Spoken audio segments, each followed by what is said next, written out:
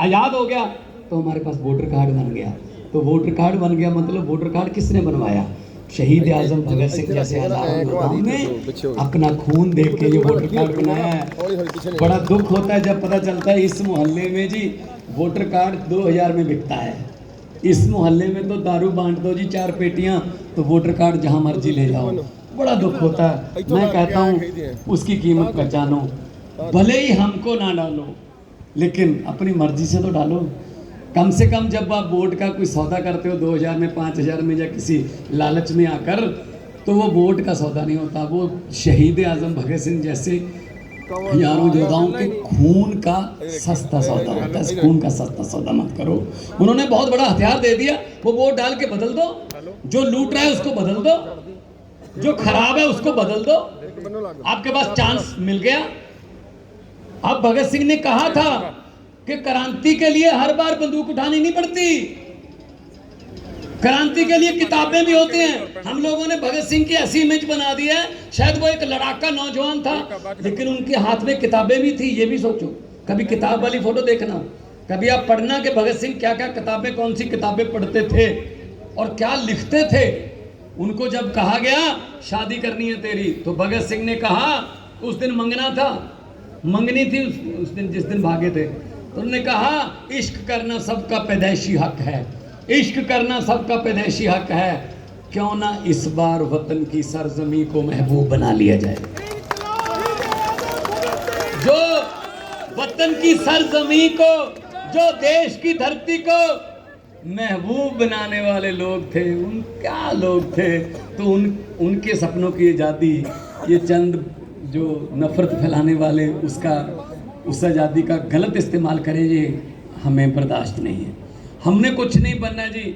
जितने भी बैठे हैं नॉन पॉलिटिकल बैकग्राउंड वाले बैठे हैं, कोई अफसर था इनकम टैक्स में, कोई अपना एनजीओ चला रहा था, कोई आईएएस की तैयारी कर रहा था, मैं फेमस कलाकार था, वकील थे, कोई डॉक्टर थे, सब अपनी अपनी जगह काम पे लगे हुए थे। इसी जंतर मंतर पे आए कि भाई साहब भ्रष्टाचार के खिलाफ कोई कानून तो बना दो। तो यहाँ मजाक सुनना पड़ता था उनका, ऐसे सड़क पर बैठकर कानून नहीं बनते। अगर इतना ही शौक है कानून बदलने का, भ्रष्टाचार हटाने का, चुन कर आइए। सड़क पर बैठकर नहीं होगा, चुन कर आइए। देखो भगवान की लीला, एक आदमी को झाड़ू देकर भेजा, झाड़ू ने ऐसी सफाई की कि हम चुनकर आ गए, वो सड़कों पर बैठे। ये फर्क है। अभी हम क्यों कह रहे हैं, हमारा क्या लेना देना, मोदी जी हटाओ या किसी और को हटाओ, हम क्यों कह रहे हैं? हमारी कोई उनसे कोई दुश्मनी थोड़ी है, पर्सनली कोई दुश्मनी थोड़ी कि मोदी हटाओ देश बचाओ। हमें दिक्कत यह है कि हमारे सामने हमारा देश बिक रहा है।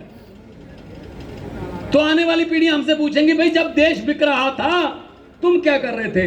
कम से कम हम जितने लोग आए हैं, ये अगली पीढ़ी को आंखों में आंखें डालकर तो कह सकते हैं, जिस दिन जब देश बिक रहा था हम आवाज तो उठा रहे थे ना।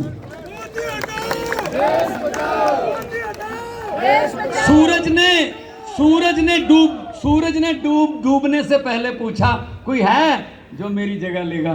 तो एक छोटे से दिए ने कहा, मैं कोशिश करके देखूंगा। कोशिश तो करिए ना, कोशिश तो करनी बनती है ना। एक जंगल में आग लग गई, पूरे जंगल में आग फैल गई, सब जानवर भाग गए। एक छोटी चिड़िया थी, चोंच में थोड़ा पानी भर के आग पर फेंकती, फिर जाती, फिर चोंच भर के लाती पानी की, फिर आग पर फेंकती। फिर जब 10-15 बार ऐसा किया, दूसरे जानवर हंसने लगे। अरे भोली चिड़िया, ये तेरी गलतफहमी है, तेरी चोंच के पानी से जंगल की आग नहीं बुझेगी, भाग जा। चिड़िया ने कहा, ये मुझे पता है मेरी चोंच के पानी से जंगल की आग बुझने वाली नहीं है, लेकिन जब जंगल की हिस्ट्री लिखी जाएगी, आप सबका नाम दुम दबाकर भागने वालों में होगा और मेरा अकेली का नाम आग बुझाने की कोशिश करने वालों में होगा। यही फर्क है, यही फर्क है। तो क्यों कह रहे हैं हम? वो कहते हैं ना तो खाने दूंगा ना खाऊंगा, ऐसा बोलते हैं। मैं आपको उदाहरण देता हूं एक। अरविंद जी, एक गांव में भैंसे चोरी होने का सिलसिला शुरू हो गया। लोगों की दूध देने वाली भैंसें चोरी हो जाती थी। एक रात 2 भैंसें चोरी हो गई, अगली रात फिर 1 भैंस चोरी हो गई, तीसरी रात फिर 2 भैंसें चोरी हो गई। तो गांव वाले इकट्ठे होकर एक साधु संत के पास गए, उसी गांव के बगल में ही रहता था वो। उन्होंने कहा, जी संत जी अपनी तीसरा नेत्र खोलिए और हमें बताइए क्या हुक्म है, क्या करें, हमारी तो भैंसें चोरी हो रही हैं और हमारा काम जो है वो दूध पर चलता है, हमारे परिवार पलते हैं दूध पर। तो उन्होंने, जो संत महात्मा थे, उन्होंने कहा एक चद्दर तान लेना, चारों कॉर्नर जो है ना, चारों कोने चद्दर के 4 आदमी पकड़ के खड़े हो जाएं और अनाउंसमेंट कर दो, पूरा गांव उस चद्दर के नीचे से निकलेगा। निकालते जाना, जिसने भी भैंसें चोरी की होंगी, जैसे भी चद्दर से नीचे से निकलेगा, तुरंत निकलने के बाद वो मर जाएगा। अनाउंसमेंट कर दी, 4 आदमी चद्दर लेके खड़े हो गए। भाई साहब पूरा गांव निकल गया, बच्चे भी निकल गए, बूढ़े भी निकल गए, नौजवान भी, और साथ में औरतें भी, महिलाएं भी, सब निकल गए। कोई नहीं मरा। कोई इधर उधर कोई रिश्तेदारी में गया हुआ था, उसको भी लाए, उसको भी नीचे से निकालो, है तो अपने गांव, कोई नहीं मरा। फिर दोबारा गए, संत जी कोई नहीं मरा। तो संत जी ने कहा कि चद्दर किसको पकड़ाई थी? कहते ये और ये और ये। तो संत ने कहा, जो भैंसों के चोर थे वो तो चद्दर तान के खड़े थे और चोर अपने आप में से ढूंढ रहे हो। सो देश को बेचने वाले तो चद्दर पकड़कर खड़े हैं और चोर हम जनता में से ढूंढ रहे हैं। भाई साहब, इनसे चद्दर, देश की चद्दर इनसे छीन कर इनको चद्दर से नीचे से निकालो, देखना इंसाफ कैसे होता है। 1-1 रुपए का हिसाब लेंगे, 130 करोड़ जनता का हिसाब करना है, 130 करोड़ लोगों का हिसाब करना है। इसलिए मैं आपको यहाँ पे, मुझे बहुत अच्छा लगा है, काफ़ी देर बाद जंतर मंतर आए हैं, क्योंकि आमतौर पर सरकारें जंतर मंतर पर आती नहीं हैं, लेकिन हम लोग की लड़ाई तो हमेशा चलती रहती है। हम तो सरकार में भी आ जाएं, फिर भी हमारा तो कोई ना कोई देश के लिए कहीं ना कहीं हमारा आंदोलन जो है वो चलता ही रहता है। तो ये धरती जो है वो ऐसी है जहाँ जो सच्चे दिल से यहाँ पर आके दिल से आवाज़ लगाए देश के लिए, तो भगवान परमात्मा सुनता है। हालांकि ये मेला लगा हुआ है जंतर मंतर पे, पीछे देख लेना, कोई किसानों का वो बैठे हैं, किसानों के जो आत्महत्याएं कर ली, किसी कोई कुछ अपना मांग लेकर बैठा है, लेकिन हम यहाँ एक बड़े मिशन के लिए आए हैं। और मैं यही बात कहूँगा कि देखो, आज राहुल गांधी को 2 साल की सज़ा, साथ में जमानत, और सत्येंद्र जैन को और सिसोदिया को अभी जुर्म भी तय नहीं हुए, सीधा जेल। यही तो फर्क है ना। फिर यही तो पक्का पता चलता है ना कि उनको ऐसे रखते हैं जैसे वो मतलब बहुत बड़े नेता हों, और हमको कुछ समझते नहीं है। कोई बात नहीं, हम तो नेता है भी नहीं, हमको तो बनाने वाले तुम लोग हो। हम वो पत्ते नहीं जो शाख से टूटकर गिर जाएं। हम वो पत्ते नहीं जो शाख से टूटकर गिर जाएं। आंधियों को कह दो अपनी औकात में रहें। तो बहुत बहुत धन्यवाद आपका। दोनों हाथ ऊपर उठाकर 2 नारे लगाने हैं। यहाँ पे देखो, यहाँ पे बीजेपी वाले भी आए होंगे, कुछ न कुछ तो आते हैं। वो उन्होंने रिपोर्ट देनी होती है ना अपने आका को, तो वो पूछेंगे। अभी अरविंद जी बोलेंगे, उसके बाद वो चले जाएंगे, उसके बाद वो पूछेंगे शाम को घर बुलाकर कैसा रहा, तो फिर रिपोर्ट देंगे। नारे कितनी जोर से लग रहे थे, तो फिर उनको ऐसे नारे लगाओ कि उनको बताना ना पड़े कितनी जोर से लग रहे थे।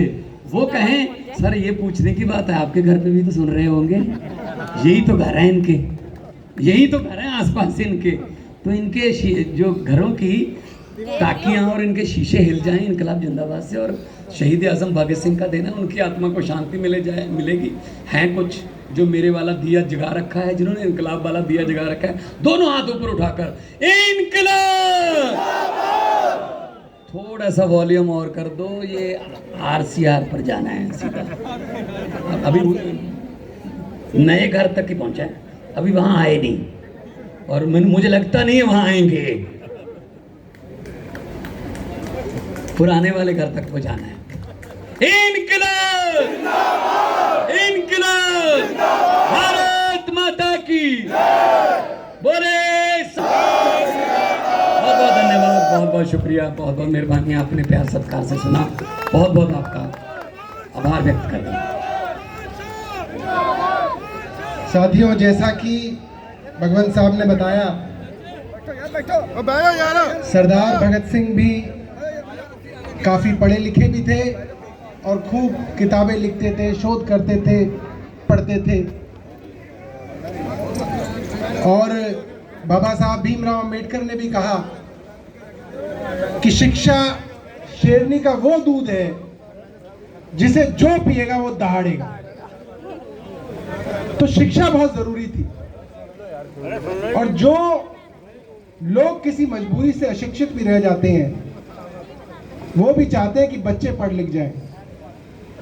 वो भी चाहते हैं जिस डॉक्टर से इलाज कराएं वो पढ़ा लिखा डॉक्टर हो। वो भी चाहते हैं जिस बिल्डिंग के अंदर काम करने जाएं उसका इंजीनियर पढ़ा लिखा हो, असली डिग्री हो। कुछ दिनों पहले विधानसभा में मुख्यमंत्री जी ने कहा, सामने बीजेपी के लोग बैठे थे, 8 लोग हैं हमारे यहाँ। मुख्यमंत्री जी ने कहा, जो आदमी ये नहीं समझ सकता 20,000 करोड़ ज्यादा है या 500 करोड़ ज्यादा है, ऐसा अफसर किस काम का। ऊपर से नीचे तक अनपढ़ बिठा रखे हैं। इस पे बीजेपी वाले भड़क गए, 8 लोग कुर्सी से खड़े हो गए, कह रहे जी आपने ऐसा कैसे कह दिया, आपने ऐसा कैसे कह दिया।